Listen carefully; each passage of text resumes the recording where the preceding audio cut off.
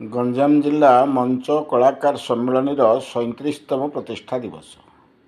ନାଟକ ଉଭା କୁବେର ପୋତା ସପନ ମନ ମୋହିଲା। ବ୍ରହ୍ମପୁର। ଦକ୍ଷିଣ ଓଡ଼ିଶାର ଅଗ୍ରଣୀ ନାଟ୍ୟ ଅନୁଷ୍ଠାନ ଗଞ୍ଜାମ ଜିଲ୍ଲା ମଞ୍ଚ କଳାକାର ସମ୍ମିଳନୀ ମଙ୍ଗଳବାର ତାର 37ତମ ପ୍ରତିଷ୍ଠା ଦିବସ ବ୍ରହ୍ମପୁର ଉତ୍କଳ ଆଶ୍ରମ ମୁକ୍ତମଞ୍ଚ ପରିସରରେ ଅନୁଷ୍ଠିତ ହୋଇଯାଇଛି। ଅନୁଷ୍ଠାନର ଉପସଭାପତି ଇଞ୍ଜିନିୟର ଆଶୁତୋଷ ପାତ୍ରଙ୍କ ସଭାପତିତ୍ୱରେ ଆୟୋଜିତ କାର୍ଯ୍ୟକ୍ରମରେ ମୁଖ୍ୟ ଅତିଥି ଭାବେ ବରିଷ୍ଠ ନାଟ୍ୟକାର ଡାକ୍ତର ତିରୁପତି ସାହୁ ଯୋଗ ଦେଇଥିବା ବେଳେ ଅନ୍ୟମାନଙ୍କ ମଧ୍ୟରେ ସମାଜସେବୀ ସୁବାସ ମହାରଣା, ଇଞ୍ଜିନିୟର ଅପୂର୍ବ ପଟ୍ଟନାୟକ, ନାଟ୍ୟ ସଂଗଠକ ଭବାନୀ ଶଙ୍କର ମିଶ୍ର, ବିଚିତ୍ରାନନ୍ଦ ଦେବର୍ତ୍ତା ପ୍ରମୁଖ ଉପସ୍ଥିତ ଥିଲେ।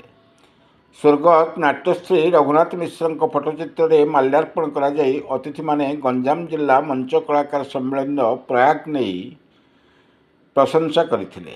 ଅନୁଷ୍ଠାନର ସାଧାରଣ ସମ୍ପାଦକ ରମେଶ ମହାରଣା କାର୍ଯ୍ୟକ୍ରମ ପରିଚାଳନା କରିଥିବା ବେଳେ ବରିଷ୍ଠ ସାମ୍ବାଦିକ ତଥା ଗାୟକ ସୁଦୀପ କୁମାର ସାହୁ ସ୍ୱାଗତ ଭାଷଣ ପ୍ରଦାନ କରିଥିଲେ ଓ ସୀମାଞ୍ଚଳ ବେହେରା ଧନ୍ୟବାଦ ଅର୍ପଣ କରିଥିଲେ।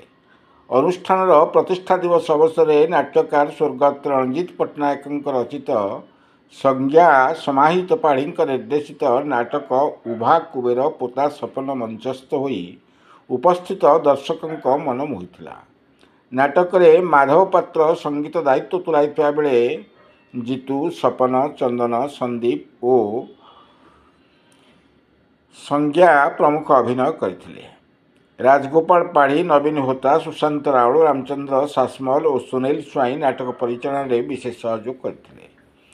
ଗଞ୍ଜାମ ଜିଲ୍ଲା ମଞ୍ଚ କଳାକାର ସମ୍ମିଳନୀର କାର୍ଯ୍ୟକର୍ତ୍ତା କାର୍ଯ୍ୟକ୍ରମ ପରିଚାଳନାରେ ସହଯୋଗ କରିଥିବା ବେଳେ ନାଟକ ପୂର୍ବରୁ ଆୟୋଜିତ ସାଂସ୍କୃତିକ କାର୍ଯ୍ୟକ୍ରମରେ ନୂପୁର ଓ ଅନ୍ୟ ଅନୁଷ୍ଠାନର କଳାକାରମାନେ ସତ୍ୟ ମହାରଣାଙ୍କ ତତ୍ତ୍ୱାବଧାନରେ ନୃତ୍ୟ ପରିବେଷଣ କରିଥିଲେ।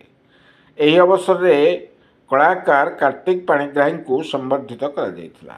ବ୍ରହ୍ମପୁରରୁ ସୁନୀଲ ବିଶ୍ୱାସଙ୍କ ରିପୋର୍ଟ, କ୍ରାନ୍ତିଧାରା ନ୍ୟୁଜ୍।